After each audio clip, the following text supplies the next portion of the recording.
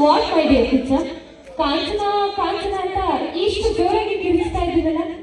ಏಕೆಂದರೆ ನನ್ನ ಮನ ನಿನ್ನ ಆಲಿಂಗವನ್ನು ಬಯಸುತ್ತಿದೆ. ಈ ನಿನ್ನ ಅಂದ ನನ್ನನ್ನು ಹುಚ್ಚನನ್ನಾಗಿ ಮಾಡಿದೆ. ಅದಕ್ಕಾಗಿ ಈ ನಿನ್ನ ಅಂದವನ್ನು ಸವಿಯಲೇಬೇಕೆಂದು ನನ್ನ ಮನಸ್ಸು ಬಯಸುತ್ತಿದೆ ಕಾಂಚನ.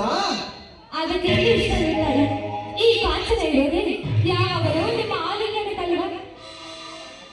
ಈ ಬಿಚ್ಚು ಮನಸ್ಸಿನಿಂದ ಈ ಕಿಚ್ಚದ ಮಂಚವನ್ನೇರಲು ರೆಡಿ ಇರುವ ನೀನು ಮತ್ತೆ ತಡ ಮಾಡುವೆ ಕಾಂಚನ.